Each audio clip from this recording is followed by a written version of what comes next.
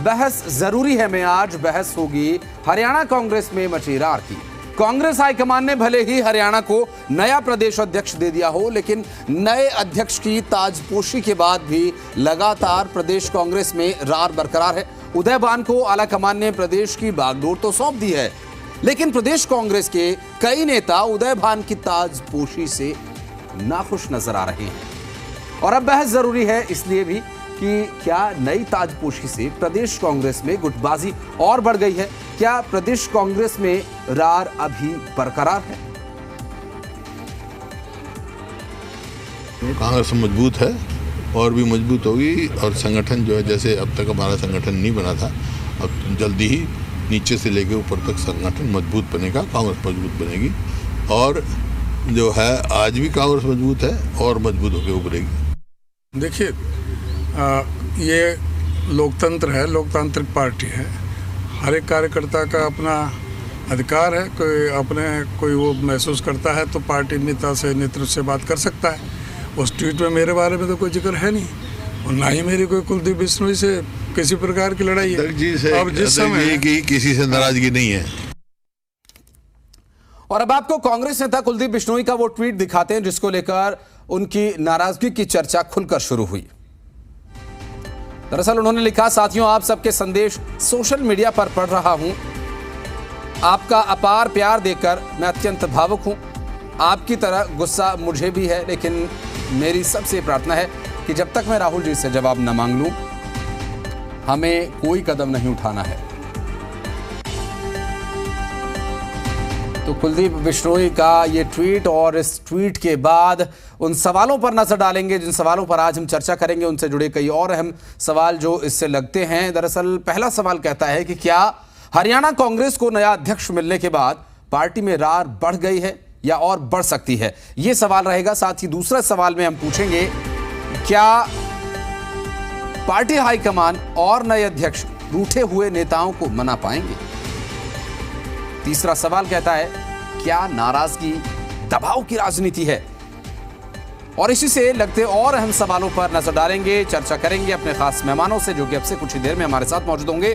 सवालों को एक बार फिर से आप देखें, समझें, और इन्हीं सवालों से जुड़ते अन्य सवालों पर चर्चा करेंगे अपने मेहमानों से, जो कि अब से कुछ ही देर में हमारे साथ मौजूद होंगे। और ये जो हरियाणा की राजनीति में इस वक्त एक बदलाव देखने को मिल रहा है, खास करके कांग्रेस की तरफ से, और कांग्रेस की, चूंकि कांग्रेस सत्ता में रह चुकी है, इस वक्त विपक्ष में है और आने वाले चुनावों में एक बड़ी भूमिका कांग्रेस निभाने वाली है, तो निश्चित रूप से हरियाणा की राजनीति कांग्रेस के प्रभावित होने से काफी प्रभावित होगी। कांग्रेस पर यदि प्रभाव पड़ेगा, वो प्रतिकूल पड़ता है या अनुकूल पड़ता है, ये समय बताएगा। लेकिन इस तरह की जो नेताओं की नाराजगी और रूठों को मनाने का दौर, ये सब जो विषय है, इन सभी विषयों को लेकर चर्चा जरूर करेंगे। फिलहाल हमारे साथ बीजेपी से रमन मलिक जी जुड़ गए। रमन जी, बहुत स्वागत है आपका, और आपके अन्य पार्टियों के सहयोगी अब से कुछ ही देर में हमारे साथ मौजूद होंगे, लेकिन चर्चा आपके साथ शुरू करेंगे।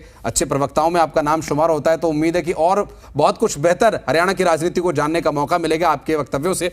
रमन जी, एक कोशिश कांग्रेस ने की कि एक ऐसे नेता को फ्री हैंड दिया जाए जिसने कि हरियाणा में कांग्रेस को सत्ता पर वो लेकर गए, सत्ता में काबिज रहे, और अभी वो कांग्रेस की गलती की वजह से या बीजेपी के बहुत कामयाब होने की वजह से सत्ता से दूर है, विपक्ष में।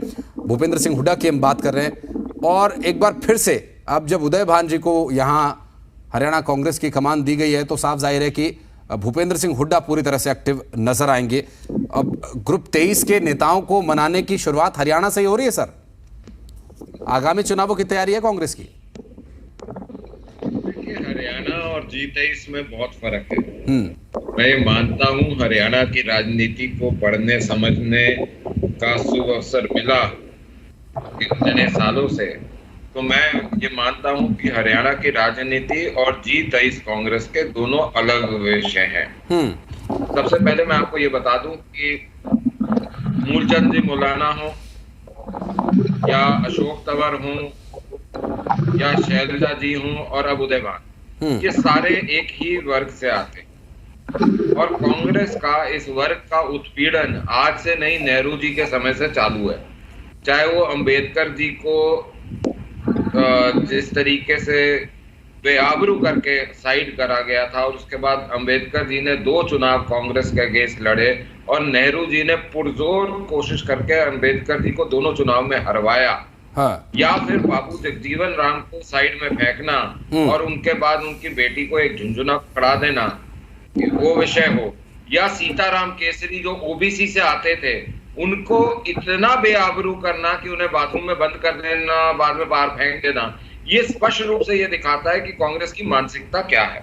जहां तक हुड्डा साहब की बात है तो मैं आपको ये बता दूं, एक बेचारे उदयवान और उनके साथ साथ 4 जो हैं कार्यकारी प्रधान बना दिए। तो मैं अब ये समझना चाहता हूं, जब आपको अगर ऐसा लगता है कि प्रधान जो है सक्षम नहीं है अपने आप में, क्योंकि प्रेसिडेंशियल फॉर्म ये होता है कि प्रधान सर्वोपरि है, प्रधान सबसे ऊपर है, तो अगर वो कॉम्पिटेंट नहीं है तो आपने बनाया क्यों? और अगर वो कॉम्पिटेंट है और उसको 4 सहारे चाहिए तो 4 कंधे कहां लगते हैं ये तो आपको भी पता है।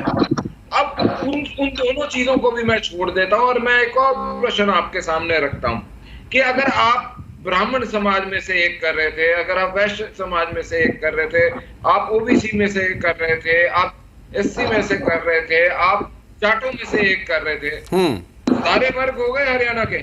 तो पंजाबियों ने आपकी कौन सी भैंस खोली थी जो आप एक पंजाबी भी बना देते? आपने वो भी नहीं करा। तो ये एक चीज दिखाता है कि ना ये फॉर्मूला सब कुछ करने का था, ना ये फॉर्मूला समरसता का था, ये फॉर्मूला एक चीज का था।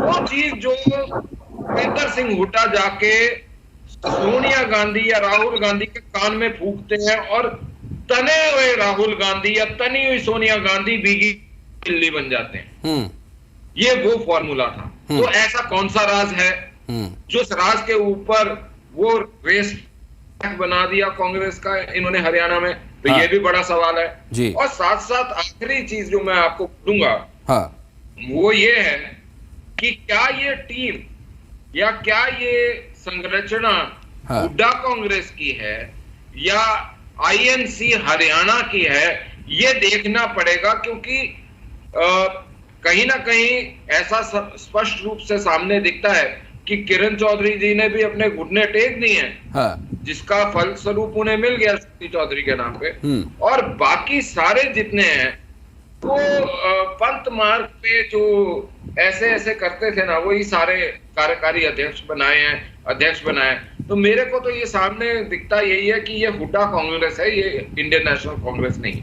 चलिए, इस बारे में सुमित गौड़ जी ज्यादा बेहतर बता पाएंगे। हमारे साथ कांग्रेस के प्रवक्ता जुड़ गए हैं सुमित जी।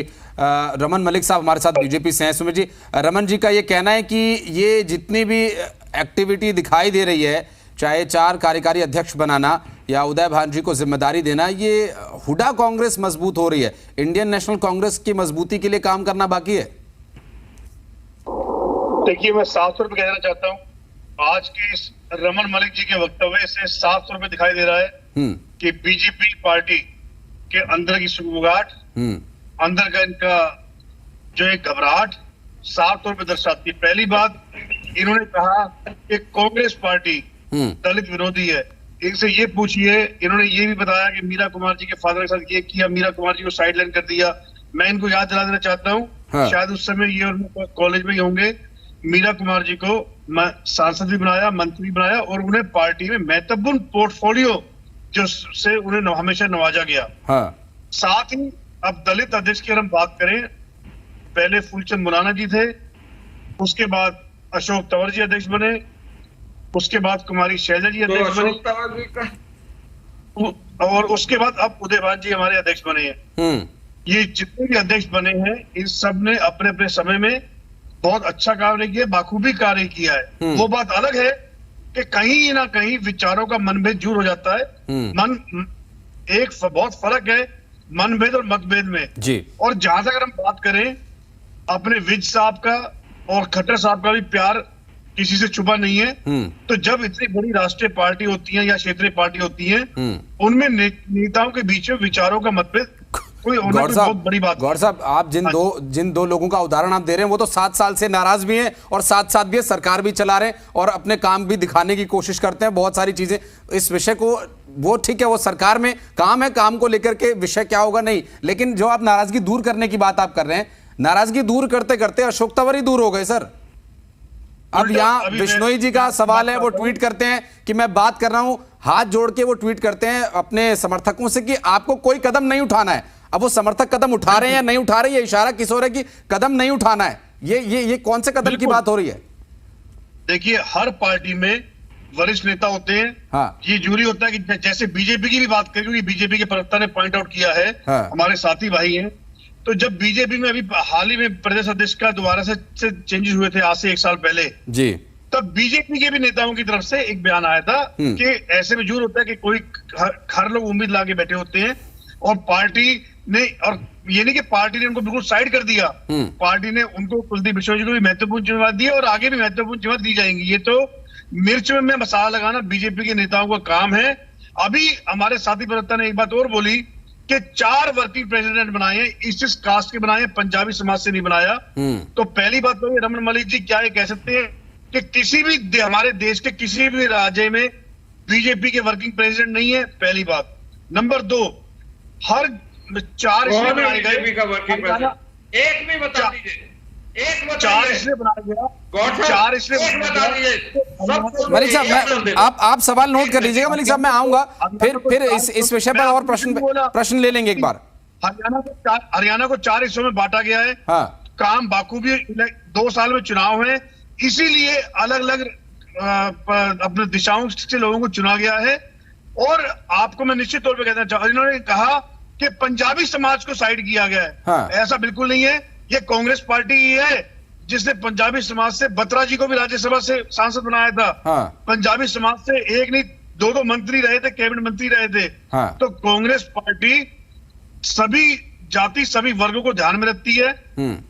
कभी भी कांग्रेस पार्टी ने जाति व धर्म के मुद्दों पे चुनाव नहीं लड़ा, ना ही लोगों को बांटा। ये काम बीजेपी का है और बीजेपी को बाखूबी आता है। और ये तिलमिला गए हैं बेशक कांग्रेस पार्टी के निर्णय से। और कांग्रेस पार्टी में ना पहले मतभेद था, ना सुमित गौड़ जी, मलिक साहब, सुमित गौड़ जी आपकी तारीफ कर रहे हैं, कह रहे हैं बीजेपी को यह काम बखूबी आता है कि कैसे करना है इस काम को, वो बखूबी शायद आता है, इसीलिए 7 साल से ये लोग हैं। और कांग्रेस को बार बार ये सफाई देनी पड़ती है कि कोई लड़ाई नहीं है, कोई झगड़ा नहीं है। गौड़ साहब, अभी आपसे चर्चा आगे भी जारी रखेंगे और हमारे साथ और भी खास मेहमान जुड़ गए हैं। अजय गुलिया साहब हमारे साथ जुड़ गए हैं जेजेपी से, सर बहुत स्वागत है। हमारे साथ आईएनएलडी से विजेंद्र रेड्डी जी जुड़ गए हैं, विजेंद्र जी बहुत स्वागत है। गुलिया साहब, ये चूंकि हरियाणा में कांग्रेस की जो भूमिका रही है, बड़ी भूमिका रही है, लंबे समय तक शासन किया है और बहुत सारे बड़े बड़े दावे कांग्रेस की तरफ से किए जाते हैं कि कांग्रेस की सरकार में ये काम हरियाणा में हुए, जब तक कि इस सरकार में ना इससे पहले किसी ने ये काम नहीं किया। अब ऐसी कांग्रेस इस वक्त एक बहुत ही क्रूशल मोड़ पर आकर खड़ी है।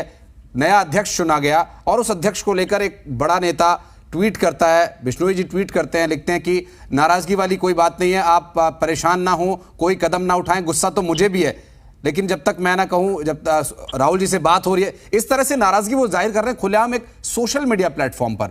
तो ये सिर्फ टवल आप लोगों के लिए फायदेमंद साबित होगी या कांग्रेस के लिए ज्यादा घातक साबित होगी?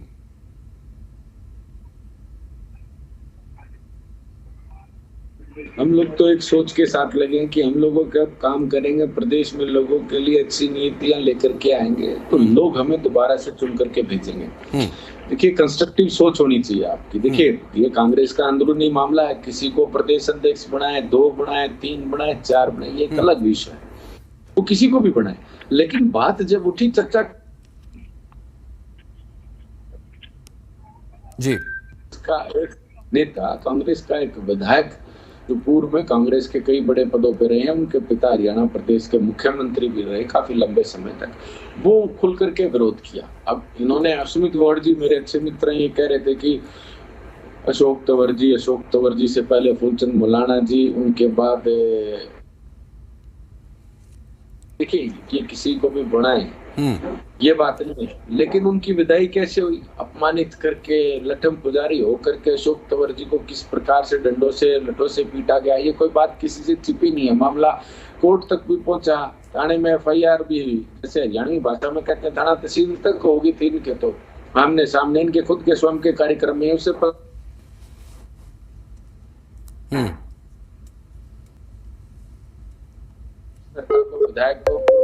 हो या ना भी रहा हो, किसी को भी प्रदेश अध्यक्ष बनाए।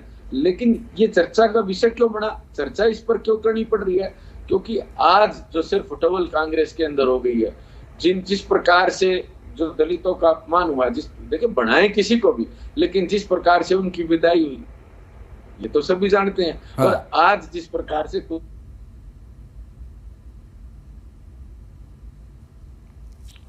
गुलिया साहब के साथ ऑडियो प्रॉब्लम थोड़ा सा आ रहा है। विजय रेड्डू जी से इस पर मैं एक छोटा सा रिएक्शन जरूर ले लूंगा। रेड्डू साहब, कुलदीप बिश्नोई नाराजगी जाहिर कर रहे हैं कांग्रेस में, हालांकि कांग्रेस का विषय है, लेकिन हरियाणा की राजनीति कांग्रेस से काफी प्रभावित होती है और कांग्रेस का यहाँ बहुत बड़ा अहम किरदार रहने वाला है और कांग्रेस क्या करेगी ये कई राजनीतिक दलों के भविष्य को भी तय करने वाला है। तो इस जिस तरह की खिंचतान अभी हरियाणा कांग्रेस में आप देख रहे हैं, आईएनएलडी इसे कैसे देखती है?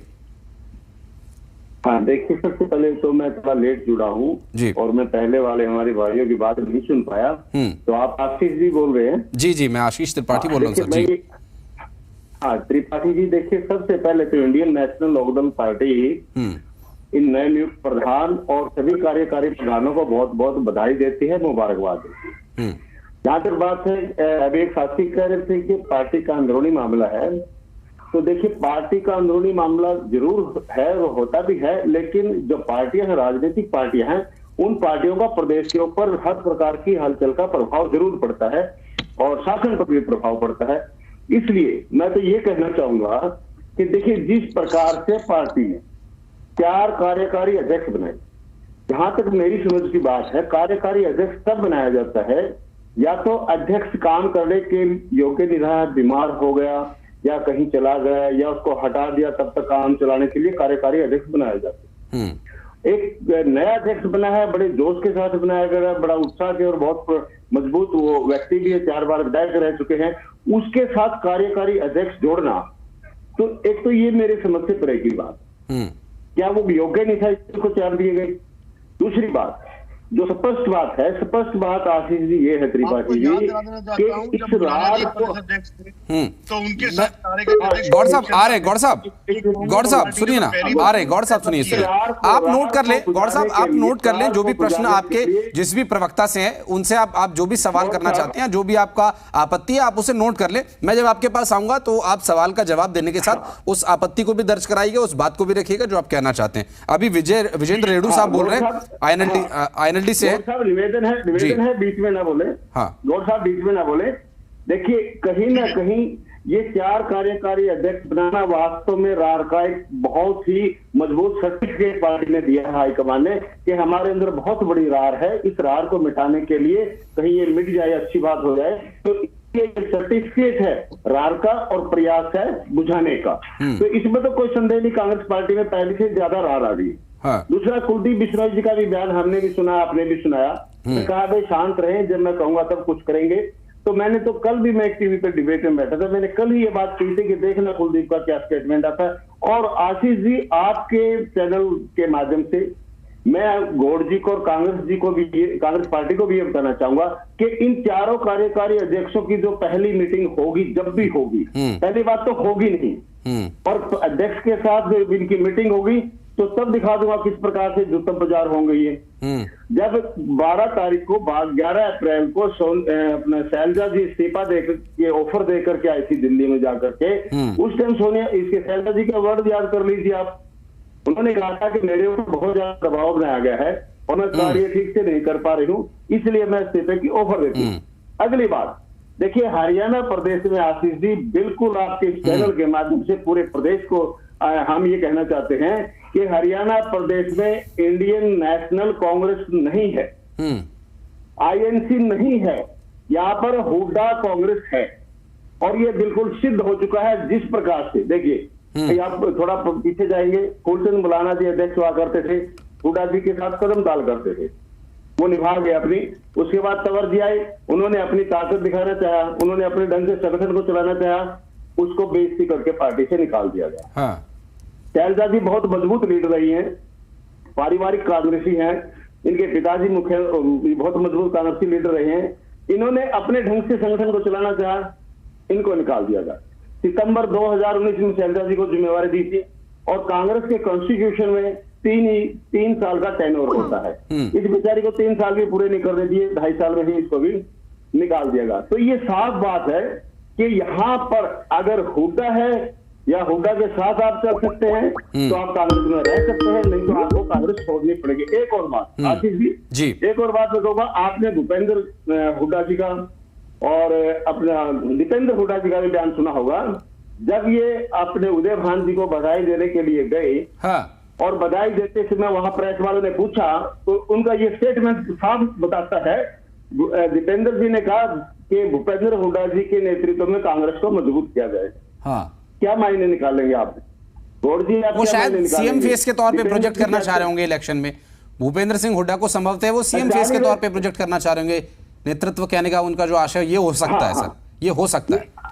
फिर देखिए सर, आशीष जी देखिए, कांग्रेस में एक पीसीसी है जो पीसीसी का प्रेसिडेंट है, उसका अपना संगठन का मामला अलग होता है, और एक सीएलपी है, उसका एक अलग मामला होता है। वो पता नहीं किस प्रकार से चेंज होते हैं। तो इसका मतलब जो सीएलपी है उसके नेतृत्व में अगर पीसीसी काम करती है तो व्हाट यू मीन बाय संगठन?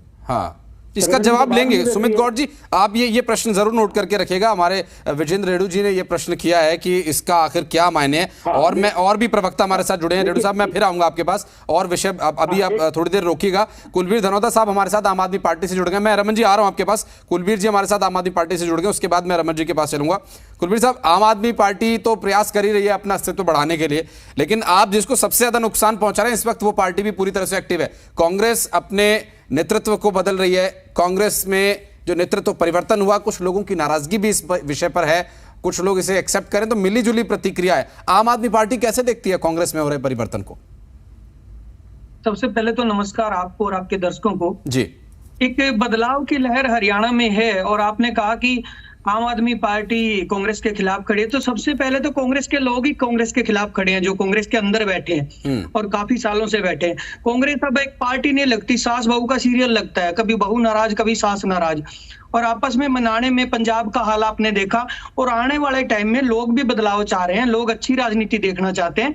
आने वाले टाइम में पंजाब वाला हाल हरियाणा में होने वाला है कांग्रेस का। चलिए ठीक है सर। रमन मलिक साहब, आप कुछ कहना चाह रहे थे? दो चीज बताना चाह रहा था। एक तो सवाल अभी रेणु जी ने पूछा था, इससे पहले कि गौड़ साहब आंसर दें, तो मैं दिखा देता हूँ कि ये है आंसर।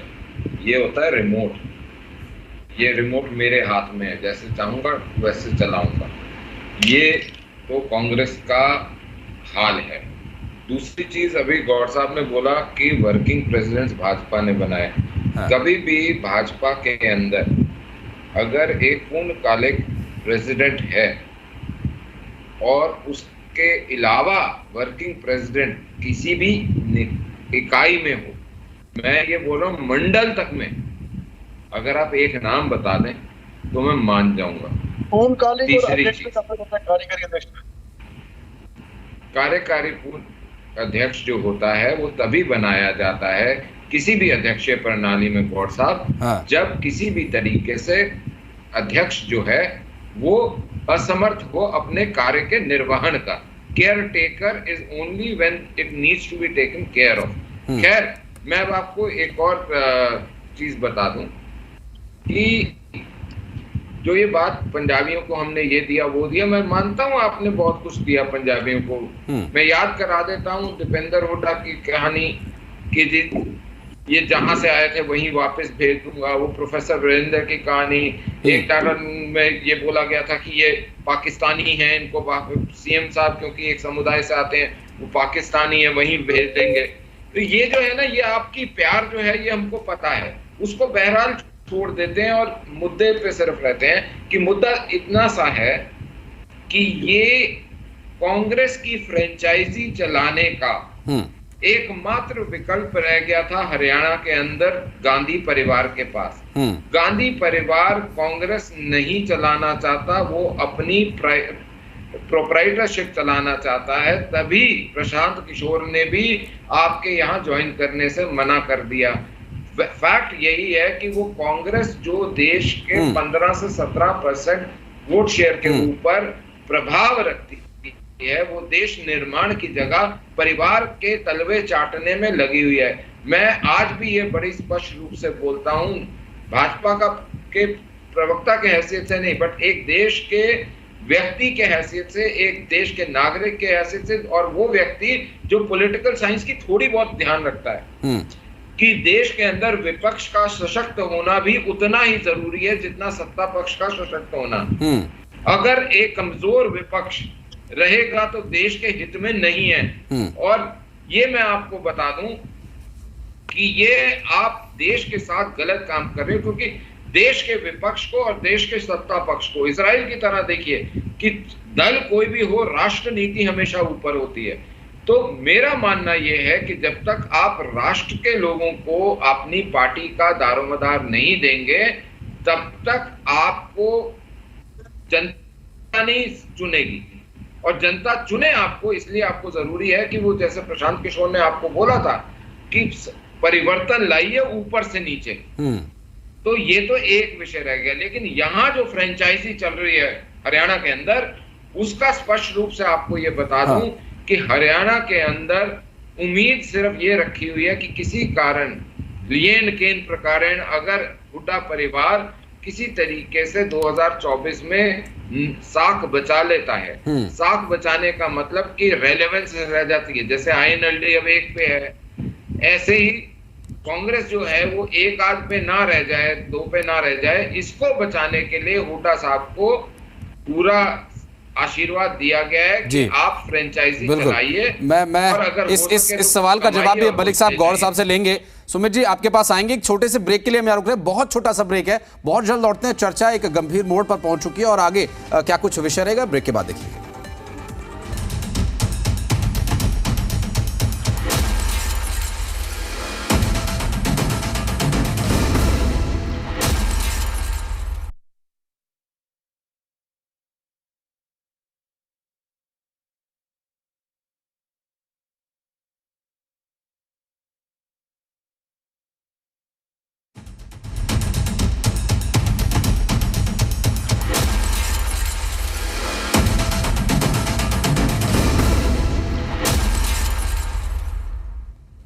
और जिस तरह चर्चा इस वक्त अपने पीक पर है, चूंकि जो कांग्रेस में बदलाव किए जा रहे हैं वो सभी पार्टी को प्रभावित करता है कहीं ना कहीं, चाहे वो सत्ताधारी बीजेपी जेजेपी पार्टियां हों या INLD हो, आम आदमी पार्टी जो अपना वर्चस्व यहाँ तलाशने की कोशिश कर रही है, इन सभी को प्रभाव पड़ता है। तो निश्चित रूप से कांग्रेस में क्या फैसले लिए जा रहे हैं, या कांग्रेस में कितनी नाराजगी है, या कांग्रेस कितनी सशक्त या कितनी मजबूत होगी, चुनावों में क्या चुनौतियां देगी, ये सभी सवाल अहम हैं।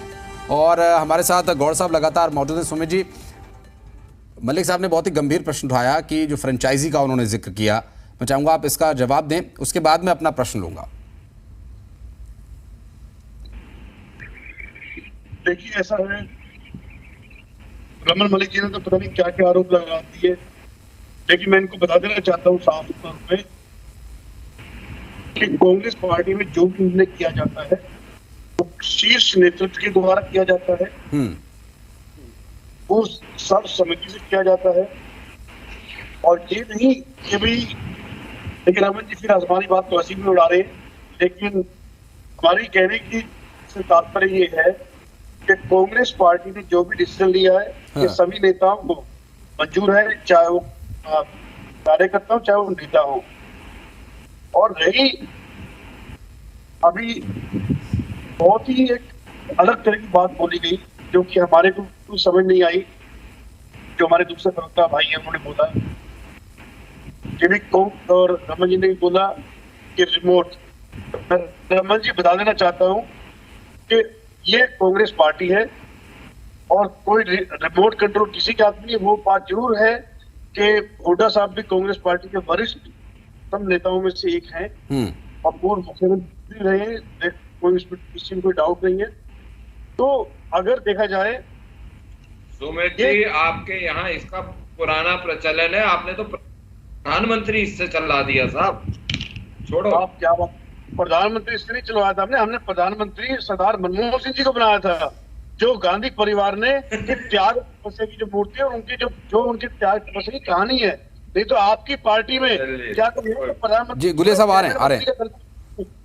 कांग्रेस पार्टी के नेताओं ने, गांधी परिवार ने PM की कुर्सी को साइड करते हुए हमारे सिख समाज से सरदार मनमोहन सिंह जी को बनाया PM, और उनके टाइम पे जो डिसीजन हुए आप ये रिमोट घुमा लीजिए, कुछ भी दिखा लीजिए। उस समय इकोनॉमी बिल्कुल स्थिर थी, क्राइम ना के बराबर था, पेट्रोल डीजल 52 रुपए लीटर था, और बेरोजगारी का आलम तो आप अब तुलना ही नहीं कर सकते। और प्रति व्यक्ति आय की बात करें, चाहे वो हरियाणा की बात करें और चाहे वो देश की बात करें, वो भी बड़ी सुदृढ़ थी। आपकी पार्टी ने, कांग्रेस पार्टी की, तो हमारे यहाँ जिस टाइम बोलेंगे उस टाइम बहस कर लेते हैं। अंकित जी, आप एक बार समय रख लीजिए, मैं आंकड़ों के साथ इनके साथ बात करने को तैयार हूँ। आप जुमलों से बांट सकते हैं, आप वोट बैंक जरूर बटोर सकते हैं, जाति और धर्मों के नाम पे लोग बांट के, लेकिन आप इस देश को और प्रदेश को, जहां कांग्रेस पार्टी छोड़ गई थी, आपने उसको बहुत पीछे गर्त में धकेल दिया। मुझे कहने में गुरेज नहीं, आपको पहले हरियाणा, आप इनको बोलिए, इकोनॉमी पे जब बात करना चाहेंगे मैं कर लूंगा। बिल्कुल, हम एक अलग से सेशन रखेंगे मलिक साहब, बहुत दिलचस्प होगा वो सेशन, हम उस पर रखेंगे जरूर। नहीं है जी, 100 रुपए नहीं है। कांग्रेस टाइम में 5 रुपए का पेट्रोल था, 47 रुपए डीजल था। जब भी कांग्रेस टाइम में 2 रुपए तो भरते थे, तो स्मृति ईरानी जी राजनीतिक जंतर मंत्र पे। नहीं मलिक साहब, ये वाकई ये बात देखिए, ये जो सुमित गौड़ जी ने, चूंकि अमूमन क्या होता है, राजनीतिक दलों के जो प्रवक्ता होते हैं ना, सुमित जी मैं एक बात कहना चाह रहा हूँ, एक बात कहना चाह रहा हूँ, अमूमन क्या होता है, जो राजनीतिक दलों के प्रवक्ता जब चर्चा करते हैं ना, तो वो एक दूसरी पार्टियों को लेकर फिर व्यक्तिगत स्तर तक आ जाते हैं। लेकिन सुमित जी ने एक बहुत ही अच्छा विषय छेड़ा कि अपनी सरकार के शासनकाल के समय में, जो शासन में जो महंगाई, बेरोजगारी या जो भी विषय थे, जिन पर भी राजनीतिक स्थिरता को लेकर जो भी विषय थे, उनको रखा। ये एक बहुत अच्छा एक अच्छी शुरुआत इन्होंने की है। मैं उम्मीद करूंगा कि आगे जो सभी प्रवक्ता हैं वो भी इन्हीं विषयों पर बात करेंगे। कोई निजी स्तर पर जाकर या किसी भी तरह के आक्षेप लगाने के लिए पार्टी स्तर पर किसी अलग तरह से बयानबाजी नहीं करेगा। ये एक बहुत ही अच्छा सुमित जी ने शुरुआत की। विजेंद्र जी हमारे साथ लगातार मौजूद हैं, कुलबीर जी मौजूद हैं, अजय गुलिया साहब कुछ कहना चाह रहे थे, एक छोटा सा रिएक्शन उस पर ले लेते हैं, फिर सुमित गौड़ जी से एक प्रश्न रहेगा मेरा। गुलिया साहब, देखिए अभी मेरे कांग्रेस के प्रवक्ता साथी ने कहा कि इन्होंने सरदार मनमोहन सिंह जी को प्रधानमंत्री बनाया, लेकिन उसी कैबिनेट के निर्णय, उसी प्रधानमंत्री सरदार मनमोहन सिंह के निर्णय जो कैबिनेट के द्वारा लिया गया, उस निर्णय को, उस बिल को राहुल गांधी जी फाड़ देते हैं सरेआम। तो इस प्रकार का मान सम्मान ये लोग संवैधानिक पदों पर बैठे लोगों का करने का काम करते हैं। इस परिवार के लोग जो संवैधानिक पद पर बैठे हैं, आज देखिए सरदार मनमोहन सिंह चाहे किसी दूसरी पार्टी के हो या नरेंद्र मोदी हो या उससे भी पूर्ववर्ती जो भी प्रधानमंत्री रहे, वो सभी हमारे लिए सम्मानीय रहे हैं, क्योंकि कहीं ना कहीं उन्होंने हमारे देश का गौरव बढ़ाया है। लेकिन ये उस गरिमाई पद की गरिमा को भी ध्यान में ना रखते हुए संसद के अंदर उनकी कैबिनेट के द्वारा लाया गया बिल सिर्फ एक सांसद होने के नाते फाड़ कर फेंक देते हैं।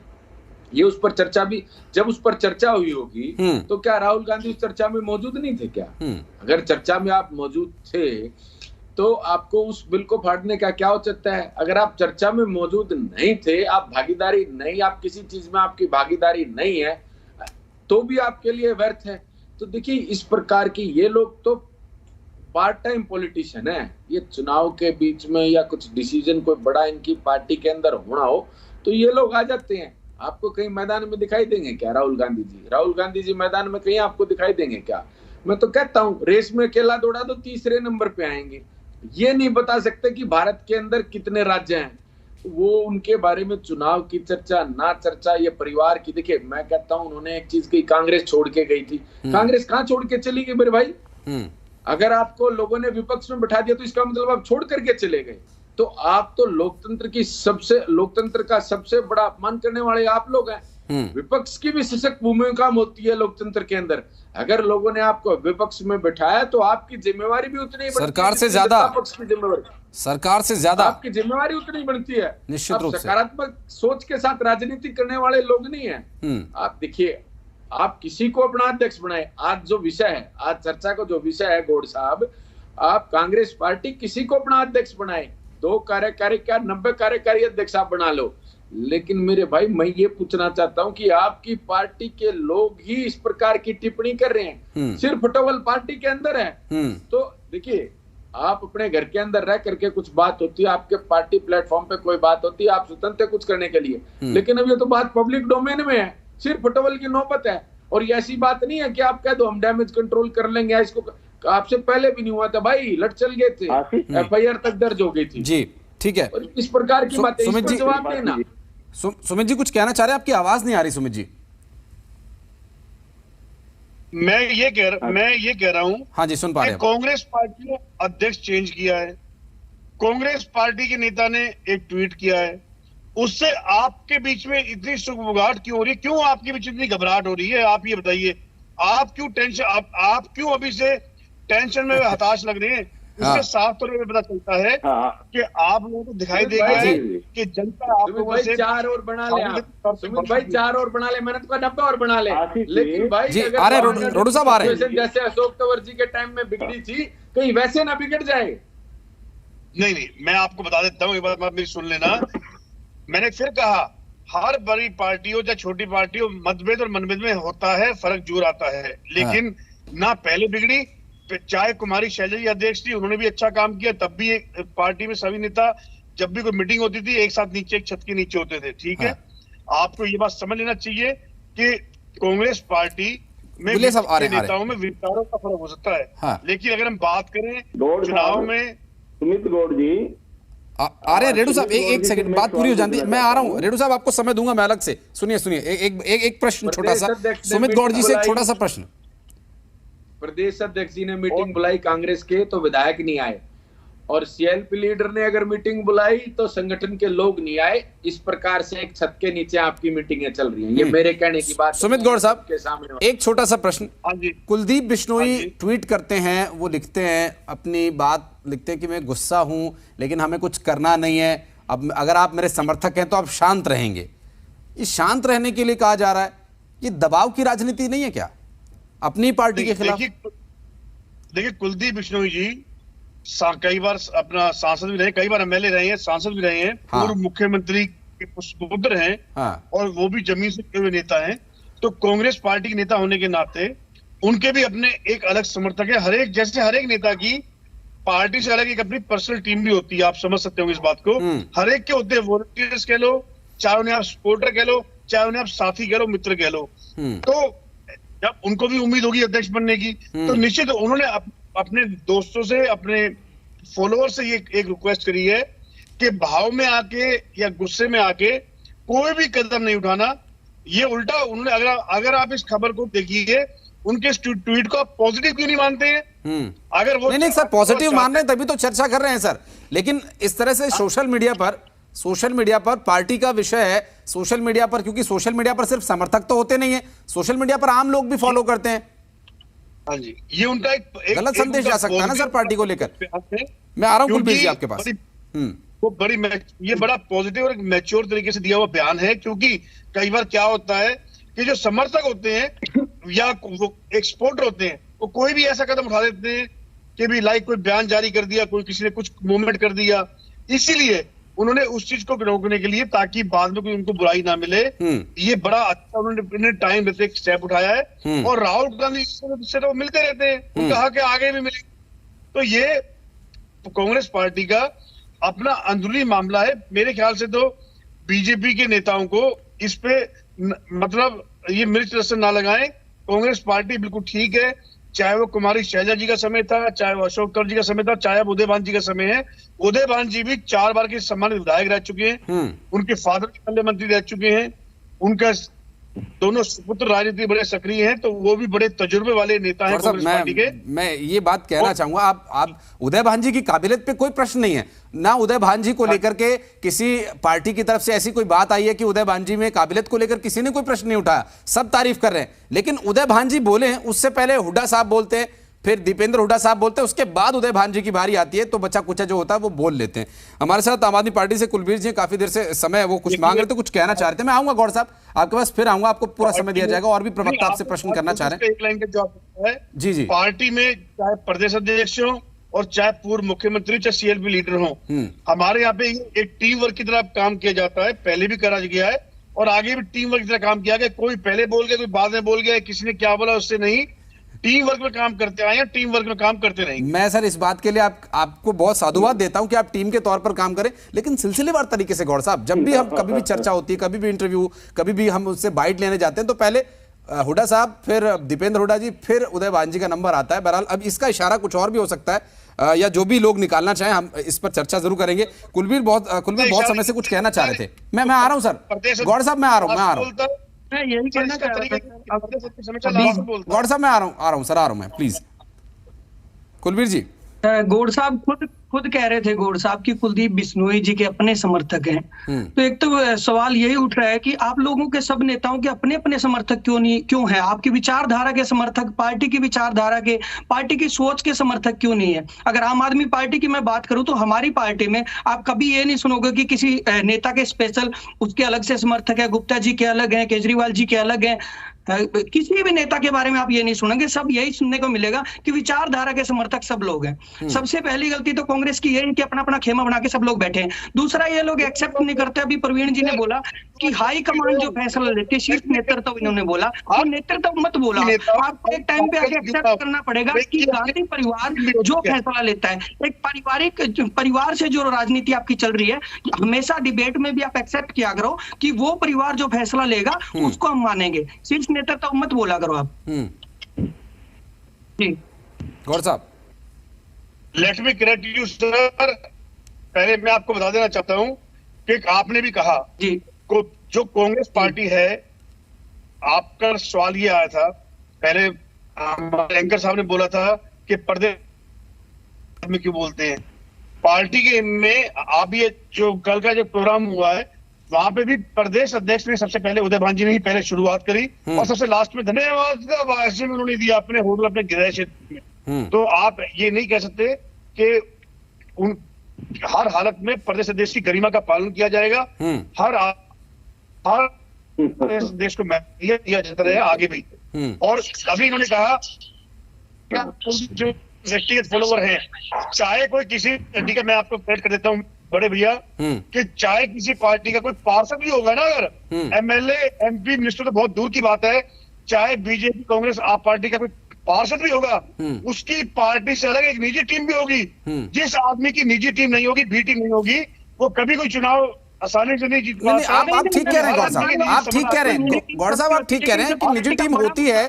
टीम और समर्थक में मुझे लगता है थोड़ा फर्क है। रमन मलिक साहब इस पर प्रकाश डालना चाहेंगे। टीम और समर्थक में फर्क होता है मलिक साहब? देखो बिल्कुल मैं इसका जवाब देता हूँ।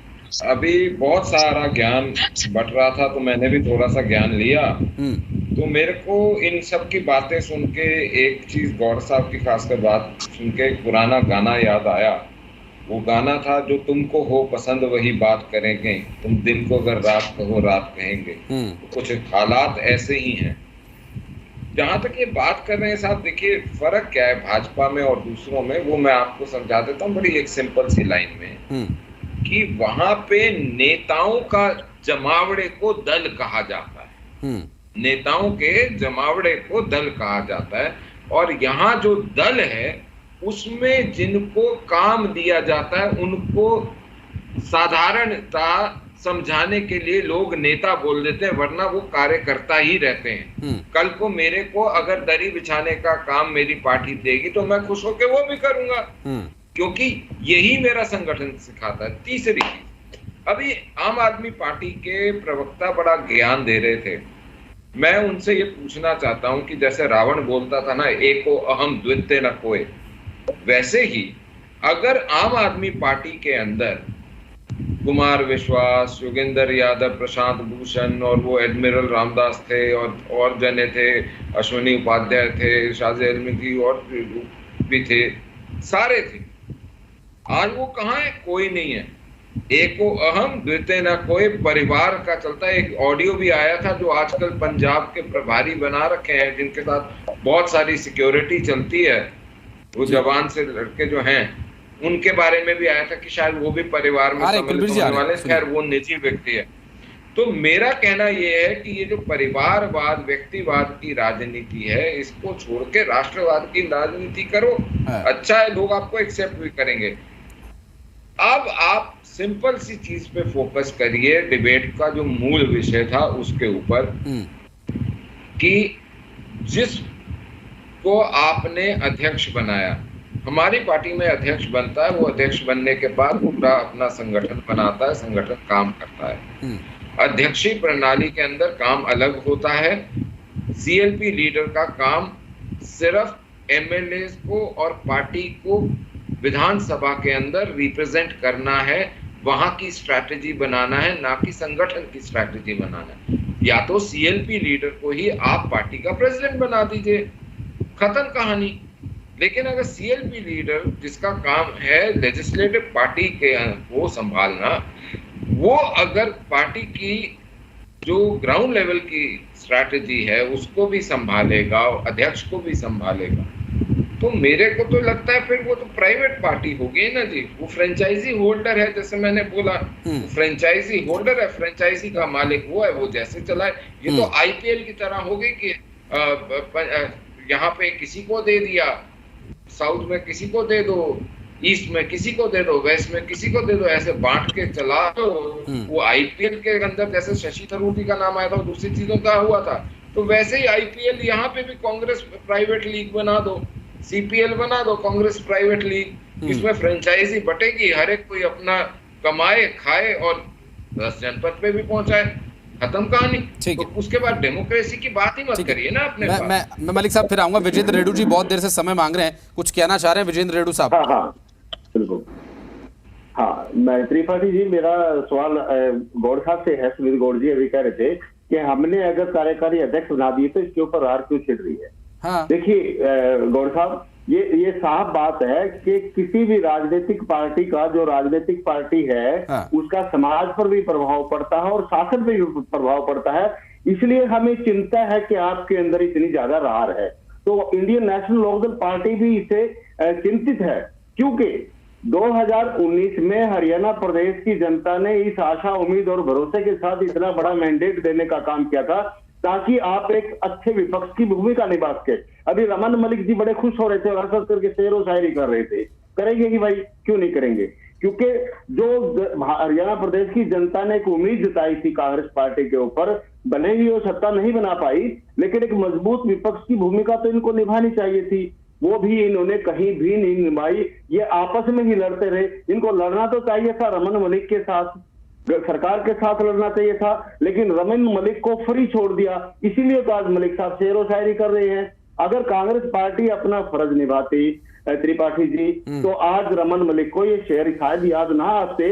तो इसलिए हमें चिंता है सुमित गौड़ साहब कि आपने जहां विपक्ष की भूमिका निभानी चाहिए थी, आपने आपस में ही सत्ता और विपक्ष बना करके वहां पर लड़ते रहे आप। हाँ। अगली बात जो है मैं कहना चाहूंगा टीम की। इन्होंने कहा कि हम टीम के रूप में कार्य करते हैं। बहुत बहुत बधाई कांग्रेस पार्टी को कि इनकी टीम ऐसे ही मजबूती के साथ काम करते रहे और ऐसे ही चलते रहोगे तो कम से कम हरियाणा प्रदेश को आप डुबोने का काम करोगे।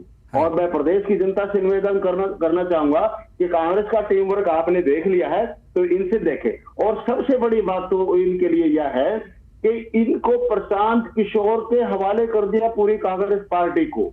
सीनियर वरिष्ठ लीडर जो कांग्रेस पार्टी के थे उनको बिठा दिया प्रशांत किशोर के आगे। हाँ। कि आप इनसे कुछ सीख लीजिए, इनसे कुछ सीख लीजिए। और वो सिखाया तो प्रशांत किशोर ने फिर बाद में कह दिया कि ये कांग्रेस पार्टी ही मेरे को दो तब मैं काम करूंगा। और फिर इनको जो है ना ये चक्कर में फंस गए। उन्होंने कहा सलाहकार के रूप में काम करो। इतनी पुरानी पार्टी, हिंदुस्तान की पार्टी, हमें शर्म आती है गौड़ साहब, हम शर्मिंदा है। अगर हमें फॉरेन में जाएंगे तो क्या जवाब देंगे कि हमारे हिंदुस्तान की 1885 से चली आ रही कांग्रेस पार्टी आज एक व्यक्ति विशेष के आगे नतमस्तक होकर के उसे कहती है कि आइए हमारी रणनीति बनाइए, हमने 24 का इलेक्शन जीतना है। तो आप कहाँ की बातें कर रहे हैं? दूसरी बात हाई कमान। देखिए हाई कमान आपकी जिस प्रकार की है मैं उस पर नहीं जाना चाहता और निसंदेह ये आपका आंतरिक मामला है, हम इसमें कुछ नहीं कहना चाहते। और मैं तो आज जो हरियाणा प्रदेश में कांग्रेस का नया संगठन खड़ा हो रहा है, मैं सुमित आशीष जी आज एक बात और आपके चैनल पर कहना चाहता हूं कि आपका संगठन अब भी नहीं बनेगा कांग्रेस का। आइए 4 तो बन गए, 5 तो बन गए, आगे का जो जिला स्तर और ब्लॉक लेवल का 2024 तक अगर ये संगठन बना करके दे दे तो मैं आपके चैनल के ऊपर दोबारा इस बात को इनके आगे सॉरी बोलने का काम करूंगा। नहीं बनेगा, क्योंकि जो पहले रार थी कांग्रेस पार्टी में, आज उससे वो 4 गुना बढ़ गई है। पहले तो वैसे राड थी, आज तो एक सर्टिफाइड राड हो गई है, सर्टिफाइड राड है, क्योंकि मैं भी अध्यक्ष हूं, मैं भी अध्यक्ष हूं, मैं भी अध्यक्ष हूं। तो पहले तो सिर्फ 2 आदमियों की तकरार थी, अब तो 4 और 5 आदमियों की तकरार होगी। मैं नहीं मानता जी, थोड़ा सा एक चीज और ये इसमें मैं जोड़ना चाहूंगा कि जैसे आप कह रहे हैं कि 10 लोग खड़े हो गए कि मैं भी अध्यक्ष हूं, मैं भी, सर लोग हैं तभी तो वो अध्यक्ष बनने के लिए मांग कर रहे हैं। एनएलडी को भी जरूरत है कि ऐसे 10-5 लोग जुटाएं जो ये कह सके, जो दावा कर सके कि मैं एनएलडी को ले जाऊंगा या मैं भी अध्यक्ष हूं। हाँ, बहुत बढ़िया, बहुत बढ़िया, आपका बहुत बढ़िया आपका क्वेश्चन है। देखिए, कोई भी इंस्टीट्यूट है, कोई ऑर्गेनाइजेशन है, चाहे फैमिली की मैं बात करूं, फैमिली का हेड तो एक ही होता है। देखिए, और उस हेड के साथ जो है ना आगे उसकी टीम होती है, वो काम करते हैं। अगर एक फैमिली में भी पति अपनी हेड बन गई, पति अपना हेड बन गया और बेटा बेटी अपनी हेड बन गई, तो मैं कहता हूं एक सामाजिक बात है ये। हाँ। वो परिवार भी कभी चला नहीं करते, परिवार भी नहीं चला करते। संगठन तो वहां पे एक स्वैच्छिक संगठन है ये तो, जहां लोग स्वेच्छा से काम करते हैं। इंडियन नेशनल लोकदल पार्टी बहुत मजबूत संगठन की पार्टी है। और देखिए ये जरूरी है, कई बार रमन मलिक जी और कांग्रेस वाले भाई भी कहते हैं कि कहीं नैलो वाला हाल ना हो जाए, कहीं नैलो वाला हाल ना हो जाए। अरे जरा 2009 को देख लो, 2005 को देख लो, और वो दिन को भी देख लो रमन मलिक भाई जी। आप उन दिनों को भी याद कर लीजिए जब आपकी जो है ना 5 सीट हुआ करती तो आपको जो है ना सत्ता में भागीदारी दे दी थी। आप केवल 5 सीट थी, उसके बाद आपकी एक भी नहीं आई। अब 2009 में आप कांग्रेस की देख लो, 10 की सीटें जो लोकसभा के इनके हाथ से निकल गई है। किस मुंह से बातें कर रहे हैं कांग्रेस वाले? 2009 में कितनी सीटें थी? अगर नेशनल पार्टी की सारी 14-15 सीटें इनकी हुआ करती थी। अब लोगों ने भरोसा दिखा थोड़ा बहुत कि विपक्ष में काम करेंगे, वो आपने नहीं काम किया। मैं मानता हूं कि इंडियन नेशनल लोकदल का 2017 में जिस प्रकार से बंटवारा हुआ, उसके बाद इनको एक नुकसान झेलना पड़ा है। लेकिन आज जिस प्रकार से अभय सिंह जी चौटाला एक विशेष लीडर के रूप में हरियाणा प्रदेश में आए हैं, जिस प्रकार से जनता की आवाज अकेला लीडर अभय सिंह चौटाला ने विधानसभा में जिस प्रकार से आवाज उठाई है, ये 31 एमएलए उस आवाज को अगर उसकी मदद करते, उसका साथ देते, तो शायद ये जन विरोधी नीतियां हरियाणा प्रदेश में लागू नहीं होती। शायद ये शिक्षा का क्षेत्र, चिकित्सा का क्षेत्र में हम, बेरोजगारी में, भ्रष्टाचार में, क्राइम में हम इतने ना पिछड़े हो। साहब, हरियाणा की राजनीति में हालांकि आप जितना अनुभव तो नहीं है, पर थोड़ा बहुत जो भी जितना भी देखा है 10, 12, 15 साल, हरियाणा की राजनीति में साथ देना नहीं, साथ लेना होता है। हरियाणा में जो आप अगर सहयोग लेना जानते हैं तो आपको कामयाबी मिलेगी। आप साथ मिलेगा आपको, ऐसा उम्मीद आप नहीं कर सकते। आपको साथ लेना पड़ेगा, हासिल करना पड़ेगा, कमाना पड़ेगा। आप उसके लिए जो भी शब्द प्रयुक्त लगता है वो आप इस्तेमाल कर सकते हैं। अजय गुलिया साहब हमारे साथ लगातार मौजूद हैं। अजय जी, ये चूंकि दबाव की राजनीति की एक छोटी सी तस्वीर जरूर दिखाई देती है। हालांकि गौड़ साहब कह रहे हैं कि वो एक ठीक है नाराजगी है या कोई और विषय हो सकता है, अपने उनके समर्थकों को वो शांत कर रहे हैं। पार्टी के लोकतंत्र के लिए ये एक पॉजिटिव चीज है। कितना पॉजिटिव संदेश जा रहा है इस बात से कि वो अपने समर्थकों को कह रहे हैं कि आप शांत रहें, मैं बात कर रहा हूं, गुस्सा तो मुझे भी है, लेकिन ये समर्थकों के साथ साथ आम लोगों में भी एक प्रतिक्रिया तो जरूर इससे पैदा होती है। नहीं, देखिए, हरियाणा प्रदेश के अंदर एक कहावत है हरियाणवी भाषा में कि जजमान बड़े बाढ़ को बोले जल्दी तेरे सामने आ जाएंगे। तो ये पॉजिटिव ले या नेगेटिव ले, वो तो इनकी सोच है। लेकिन सारी चर्चा करने के बाद मैं एक बात जरूर कह सकता हूं कि कांग्रेस को अपने मुख्यालय के बाहर एक बोर्ड लगा देना चाहिए, पार्टी ऑन लीज, और उसकी 2 मैंडेटरी कंडीशन होंगी, पैसा और मसल पावर।